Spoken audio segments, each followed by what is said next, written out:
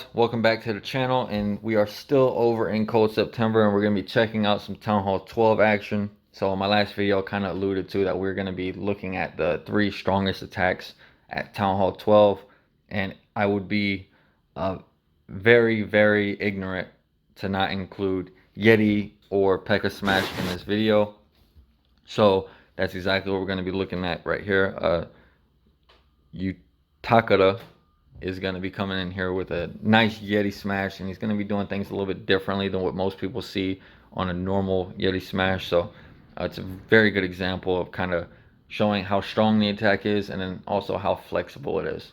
So before we get into the video and getting into the breakdown and the replay, I just want to say thank you all for the support. I really appreciate all the love and all the sharing with the clanmates and passing around Discord. I got a lot of people kind of auto uploading into Discord for me right now, making my job a little bit easier on spreading the word. So thank you for that. Continue to do so. Every little bit helps, and just want to say thank you guys again. I'm really enjoying it, and I hope you guys are enjoying the videos as well. So let's get into the base. Go ahead and check out what we see and why this base is good for a Yeti Smash. So it's a couple things you're looking at when you're looking for a Yeti Smash, and one of them is going to be pathing, and then one of them is going to be your Warden Walk, because pretty much every Yeti Smash or P.E.K.K.A Smash at this point is starting off with the Warden Walk. So we're going to just be talking about straight up value on a Warden Walk, and then what that value creates. So the first thing that jumps out to me in this base is this dead space here. Kind of makes a natural channel right here in the middle of the base. So that's awesome, you know. And then you have the dead space here, which kind of forces anything coming in from this direction into this CC area and into this Town Hall, right? So that's kind of like a natural buffer. This is like if you were playing pinball machine, this would be like a wall right here. So you have another dead space here, which kind of, again, is creating a bumper on this side. But you have this Inferno that can kind of roast things over that buffer. So not only do you want to take advantage of those dead spaces, but you also have to kind of pay attention to what they will prevent your troops from doing. Nothing will be able to reach this Inferno from inside the base here, and you don't want to have like a multi-Inferno locked on your troops for too long without having a way to deal with them. So that's kind of what we see with the layout of the base. And obviously, if we can't deal with this Inferno with the actual Yeti portion of the attack, we're going to have to deal with it with the Warden portion of our attack, which is too easy because it's a multi-Inferno, and Wardens are very strong at being able to walk these kind of like these compartments that stick out on the base. So how are we going to, you know, approach doing the Warden walk? Well, I'm not exactly sure on the comp that he used, but I'm going to just point out, like, if I start my Warden here, I use like 2 loons to funnel this down, maybe 2 loons here to kind of funnel this down, and then the Warden kind of starts doing his business in here. He'll step in and he'll go ahead and walk all these buildings. The Queen can reach this air defense from inside, so it's not, you know, crucial that that goes down. So this is a pretty simple Warden walk. If you're struggling with your Warden walks, you just have to kind of FC it, just kind of understand the timing of it and what to expect, and like when you need to use a rage, when you don't need to use a rage. I'm not sure if he uses a rage here, but based on like the damage of the buildings he's going to be facing, he doesn't need a rage, but for time purposes he might, but I don't think he ends up using one. So you just have to kind of get the feeling of what that damage versus time actually looks like and feels like while you're doing it. Okay, so let's go ahead and mark this portion of the base off because we're going to Warden walk it. Then we're going to go ahead and just kind of highlight our buffer zones. And if we wanted to come in from this side of the base, which we are, how are we going to make that happen? Well, you know, a jump spell here doesn't give me access to this compartment here. However, a jump spell here does. So utilizing the new, you know, super wall breakers, if you have them, doing a wall break in here just to kind of open up this initial compartment is pretty simple and it's pretty cheap. And then that gives him access to this whole portion of the base. Now, since he can reach these buildings from the inside of this compartment, what he doesn't want to do is open up that compartment using the jump spell. He doesn't want to open up this junction.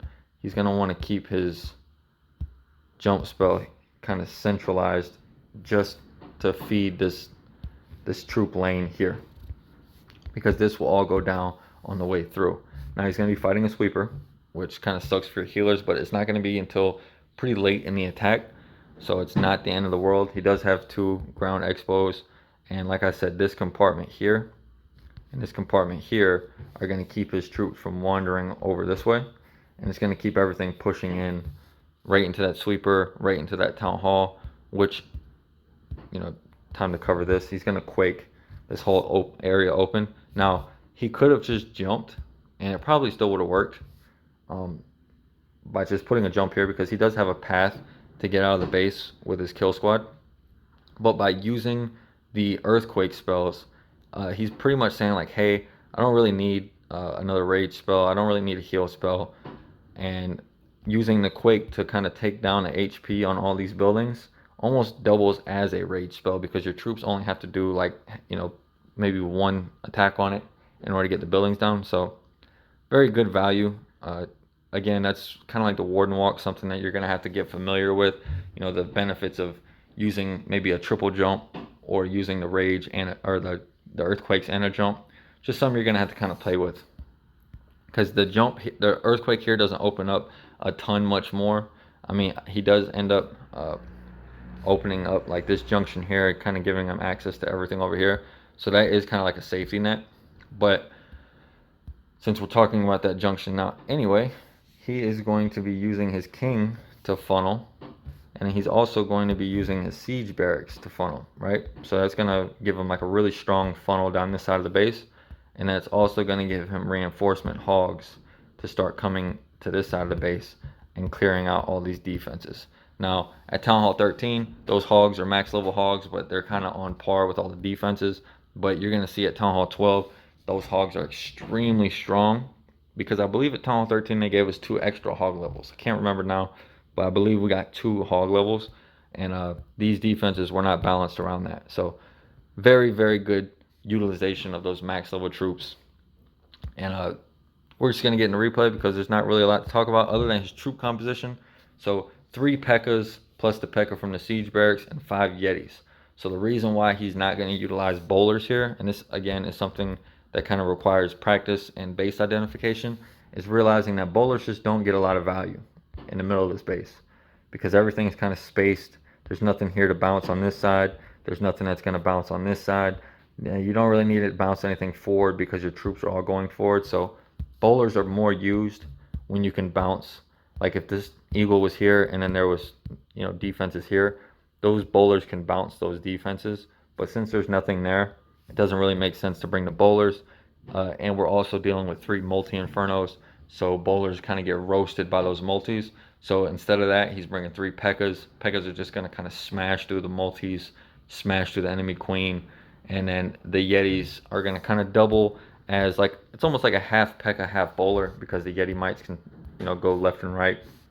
They can kind of bounce this way, but the Yetis are also tanky enough to kind of keep pushing forward with the P.E.K.K.A s. So let's see how he gets the funnel down. See if I was right. He does have 5 loons, so I'm assuming I was maybe kind of right. All right, gets the warden down. Obviously, when you're doing your warden funnel, you don't want to use 25 troop space.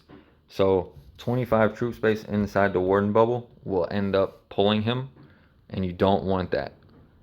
So he uses 2 loons, then he's patient. Doesn't even drop the healers yet. Just letting his warden do his job. Doesn't have anything going other than the warden right now. Realizing that this attack does take a little bit of not a little bit of time. The warden walk usually takes about a minute. So recognizing that early, he's already kind of cut off a minute of this attack, kind of dedicated just to his warden walk. Now, anything over than a minute can still work. However, you're going to really start cutting it close on time when you start looking at more than a minute. So Warden walks in here. I don't think he's going to end up using the rage, because he doesn't need it. Like I said, he doesn't need it for damage, maybe time purposes, but he gets his king down. Now, while his warden is way over here, he realizes that the king and the P.E.K.K.A. are not in any danger of pulling his warden. So, utilizing his time wisely, he starts his funnel down at 6, and then he gets his quake done over here. And gets that wall break in, using the P.E.K.K.A. and some yetis to pull his warden over to the main group. Nice funnel at 6. P.E.K.K.A. and king both still alive with a bunch of wizards. Gets that jump down. Now he does open that, but you're going to see if he would have just kept it in the middle, it wouldn't have changed the pathing of the troops. So they're all going to jump in this way anyway. CC is a hound and archers. See, he would have avoided that tornado trap if he would have just not opened his junction. But it doesn't really matter at the end of the day, because those buffer zones, keeping all the troops in the middle, those yetis and P.E.K.K.A. are kind of just tanking everything. There's nothing that's really putting them in danger. Queen's dealing with the pups, which is unfortunate because the poison was a little bit off. I think he poisoned the archers, not knowing exactly what was coming out of CC. But these max level hogs just melting this inferno. P.E.K.K.A. from the outside is still alive. Queen still got ability. She's still working on the pups. Ton of wizards down south. And he's still got hogs moving through. Everything's kind of tanked on the queen. Gets his cleanup down. And like I said, very, very overwhelming attack.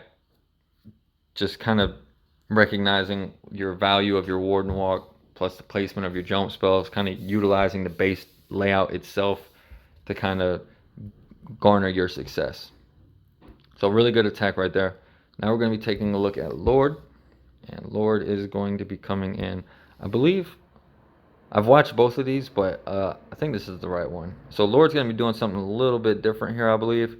Let me just do a quick brief. I don't want to brief the wrong plan and then it just be wrong from the start. So Lord's going to be getting a quick funnel here. And he's going to do that with, like, I think a couple loons and a baby dragon. And then he's going to be charging his queen in like this. And he's going to get the wall break in here. And I believe what ends up happening on this attack is the queen steps in here, gets all these down. And then the Giga Inferno, he was expecting his queen to step in this way earlier. She's going to step in here and start clearing out like a bunch of these and then wrap back out for the Town Hall. And it's going to end up taking out his healers. And it kind of looks like it's going to make it fail. But he's going to set a funnel down here with like a siege barracks and the king. And he's going to throw in his hybrid from this direction. And you're going to just see the power of the hybrid. He doesn't get a ton of value with his queen. And I mean, he still gets his base down. So I don't want to brief the wrong plan, but he brings 2 super wall breakers. Let's see. Coco Loon healers. Finds a Tesla farm early. And that damn Sam. That's the worst feeling in the world right there. But he's playing it smart. Uses the loons to get down that archer tower. He's going to push this queen back up top. That wizard's doing a lot of work too. Another Coco Loon, because he's probably paranoid as hell at this point about Sam's. Uses a baby dragon. And here comes the wall break. Nice wall break right there. Now these CC troops are going to kind of pull the queen, her attention towards the base, while the baby dragon and the wizard kind of solidify her funnel. And she's going to start stepping in. But you can see at this point, this is a huge, like, oh boy zone. You know, like, this is going to be rough on my healers. Gets the poison down. Really good placement on the poison, kind of capturing everything. I think his goal was to try to snag this queen when she hops over into this poison. Not sure it quite works out that way, but queen's just kind of taking like the worst possible path. Yeah, he ends up having to freeze. Uses both of his freezes here. The queen's going to step in to take out the cannon and the D drill, and then the healers are going to get roasted. So at this point, you're like, damn, this might not work out. Or you're probably like, damn, this probably isn't going to work out. But his queen wraps back in, utilizing that rage. Still has 1 healer, kind of keeping her topped off. Finds those ground skellies, so he uses the tome. Heading into this bomb tower and this Inferno. King's outside, putting in a lot of work with this P.E.K.K.A. Still has the max level hogs to come out of the siege barracks. And still has an extra heal left over. So he's not in a terrible spot. The eagle going down is kind of a big deal here. So he gets the eagle down. Has another bomb tower over here. So he's going to heal over that area. Bomb towers actually do a lot more damage than what people give them credit for, especially on a hybrid. Look at all these damn wizards. Jesus, this is almost like a portion of his attack here. Like he dropped like 10 wizards. You can get a lot of value out of those siege barracks wizards, if you protect them correctly. But at this point in the base, he's got through the Infernos. He's got a bunch of miners left. He's got miners out here working not only with his king, but with those wizards. So they're putting in a ton of work. Gets the enemy king down, and that final wizard tower goes down. So at this point, we knew it was a triple. This is just kind of highlighting the power of the hybrid. Things can kind of go wrong, especially with the 3 attacks that I'm showing you. The Queen Charge Lalo has less forgiveness on things going wrong because it is a more surgical attack. However, done correctly, you can just smash a base completely. Same thing with like the Yetis and the Pekkas on the right base. As long as you don't do something, extremely stupid, you'll get it on the right base. Now you can kind of force that attack on other bases if you are really good with it. So I'd say that Queen Charge Lalo is the strongest, but also number 1 on skill cap. Number 2 would be Yetis and Pekka because it is a lot more base specific, but can also be utilized by the right player on a lot of different bases. And then your hybrid is kind of like the Town Hall 13 stepping down and attacking the Town Hall 12. There was a fair bit of hybrid, especially when I was over in WHF and Tribe. Guys like Elliot, guys like Lex and Nick, they were utilizing the hybrid before it was really, really popular. But now with the max level hogs coming out of the siege barracks, the super wall breakers, you can do a lot of damage with the hybrid at Town Hall 12. So as you can see on that one, Queen died early, didn't get all the value that he wanted, still ended up getting it. And then I'll just go ahead and show Lord's other replay because it is another hybrid, and you're just going to kind of see this doesn't go perfect as well. And I mean, it still works. So Queen getting a nice funnel up here with this baby dragon, these loons. Risking it all right there on that healer drop. So he ends up freezing the air defense. But this is exactly what I mean by things don't just. Sometimes these attacks are just so strong on the right base that even when things go wrong, you can kind of make up for them just with the power of the attack itself. If I was a base builder at Town Hall 12, these are the only 3 attacks I would be building against. If I got my base triple with like a drag bat or something like that, then fuck it. Shit happens. But I mean, this queen is just not going to be cooperating. She's going to bounce all the way over to 9 o'clock. She's not going to step back in for the cannon or the air defense or any of that. So this is as much as his queen is getting on this charge. So it's a ton of base. He's got 3 Infernos, the Eagle, all 4 Expos, King, Queen. Like, it's a lot of base for, just a couple troops. He's only got 16 miners and 11 hogs. So, but you're going to see he gets a really, really strong funnel. Those max level hogs coming out of the siege barracks. He's going to have a ton of wizards. And the Eagle is going to be kind of tanked on his king. So, gets that early tome down. I'm a big fan of the early tome. I don't really like holding my tome very long. I enjoy using the heals on the back end of the base, especially when you can use something like the tome and a rage on your hybrid, because then it kind of acts like a rage and a heal at the same time. So really good value right there. Gets that final heal down in the core, and you're going to see these max level hogs. They're just going to come through and kind of just smash the backside of this base. Uses a really well-placed freeze to get this last Inferno down. Tornado Trap really not doing much to the miners. But look at that bomb tower. Like I said, bomb towers do a lot of damage. Gets pretty unlucky with the split right there. It would have been nice if everything would have went to this Inferno. But his queen still has ability. Kind of beneficial that she walked out. But I think this would have been overkill if she would have just went with the regular plan. Queen's going to come in here, of course. Things get close on time. It's hybrid.